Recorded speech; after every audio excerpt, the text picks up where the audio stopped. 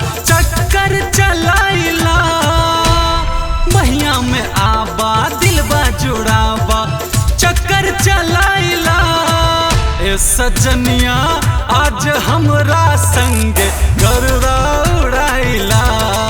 हाँ सजनिया आज हमरा संग गर्दा उड़ाइला।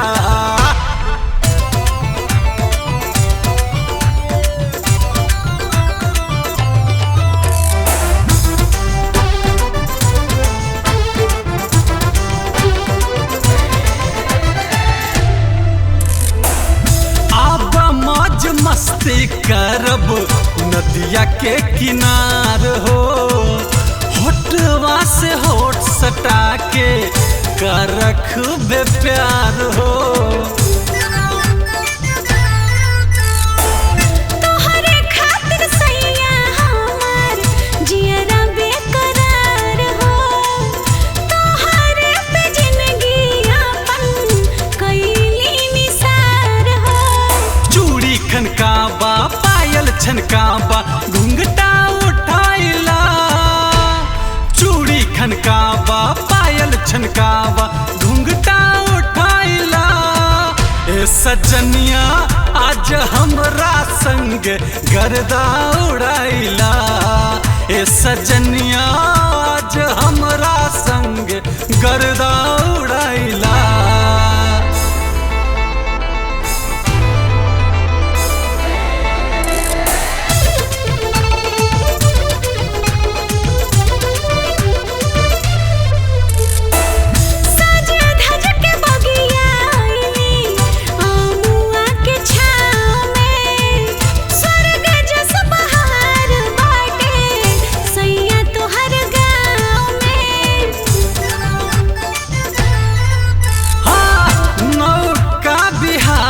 करला आप बैठनाव में खुल्लम खुल्ला प्यार करला मस्ती के भाव में। ओढ़नी हटावा छतिया सटावा सब कुछ भुलाया दो।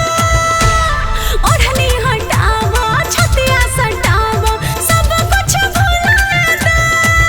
ए सजनवा आज हमरा संगे गर्दा उड़ाए दो।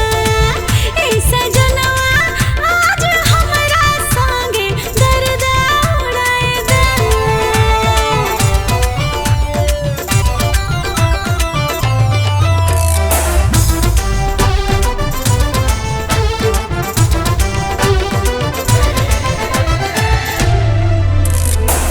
सन सन पुरबैया के बहेला बयार हो चढ़ गइल दिलवा पर प्यार के बुखार हो।